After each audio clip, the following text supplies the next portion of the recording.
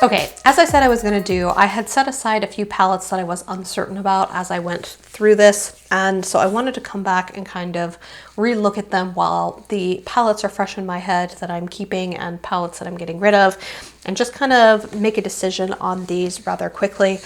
I do feel like I can pass this Wet n Wild one on and not miss it, and to be honest, I can pass this one on too. Now that I have more cool toned and neutral palettes from ColourPop and other brands that I enjoy, I don't feel like I'm going to be reaching for this Wet n Wild one over those. So I feel comfortable passing those two on.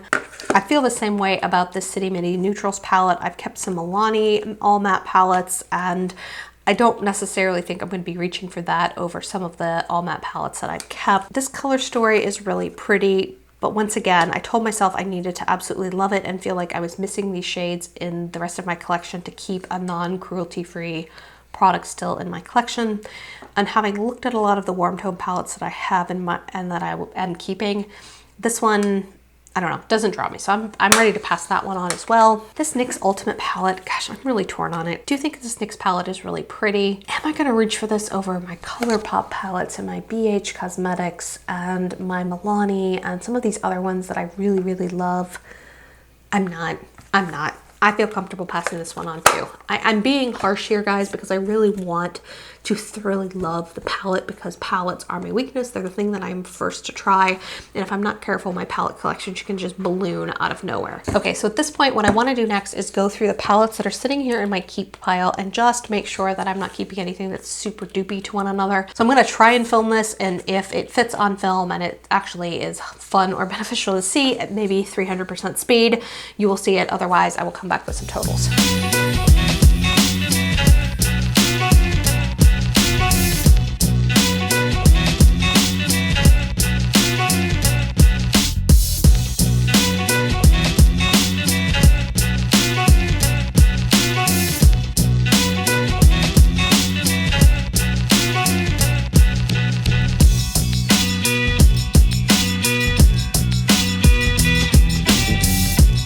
All right, guys, and this is why you go through things a second time. I kind of have some new eyes now that I look at these not by brand and just by color story. So a couple things that I am going to make some judgment calls on. So this Milani palette that is the Bare Necessities palette.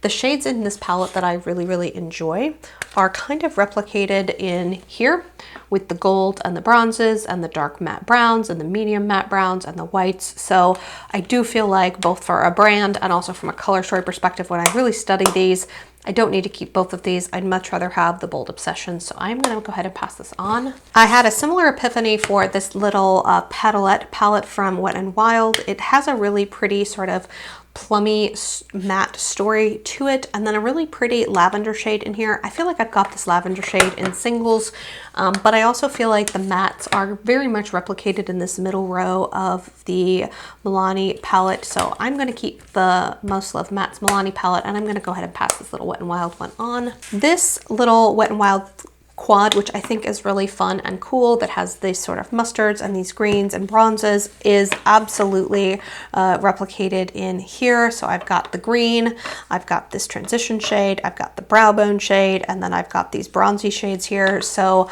I'm definitely going to be reaching for the ColourPop one over this little quad. So I felt comfortable letting that go.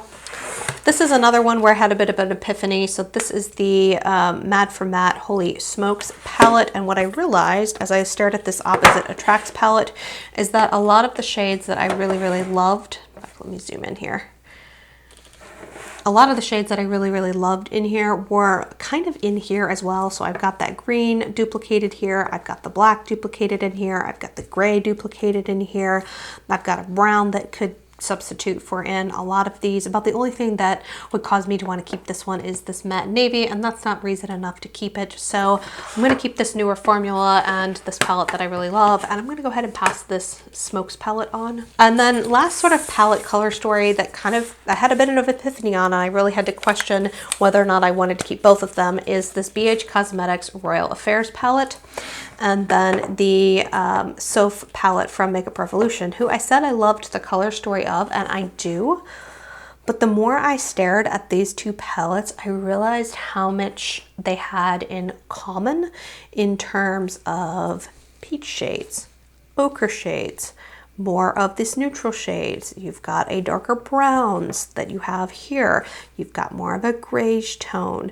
You've got a berry tone in here. You've got some greens. So and some pinky tones and some neutrals. Like I just started staring at these two palettes, and don't get me wrong, they're not one for one dupes. I'm missing sort of this cherry berry color down here and a true bronze like you have here, but I so prefer the quality of the BH Cosmetics one. I don't feel like I need both of them. So I'm gonna make the call to pass this one on. I kind of shocked at myself, but I really want not only products that I enjoy and love, but color stories that I really love. And if the color stories are too similar, I don't see the need to keep them most of the time. I feel like I've been fairly cutthroat here, so I'm gonna go ahead and go off camera and I'm gonna total everything up. And then I'm gonna show you my keep pile and my declutter pile, and we'll come back and give you some totals. All right guys, so here are the palettes that I am keeping. I am keeping 34 palettes. It's hard to kind of see them stacked up here, so I am going to show you kind of them all laid out here on the floor so you have a better sense for what is in my collection and what is staying. So these are the 34 palettes that I am keeping. I am actually getting rid of 49. So I had a lot more palettes than I realized. And I know I counted some of the quads as palettes, the drugstore quads. I just didn't know where else to put them. So, but all in all, I'm getting rid of 49 different palettes. These are them kind of all laid out on the floor as well. So what that means is I'm actually getting rid of 59% of my drugstore palettes, which is a lot more than I had expected. I kind of had a goal between somewhere 40 to 50% in my head, just knowing the space that I have in my drawers. All of them, I get excited when I go to pull them in and use them. There's not one in here that I am looking at right now that makes me think, oh, I kind of am not so in love with that. And I don't feel like, based on the color stories that I have decluttered and or the formulas or the duplication of colors in the palettes I'm keeping, I don't feel like I'm going to miss any of the ones that I'm decluttering. So I hope you guys enjoyed this declutter series. I look forward to chatting with you guys down in the comments below. Have a great day. Bye.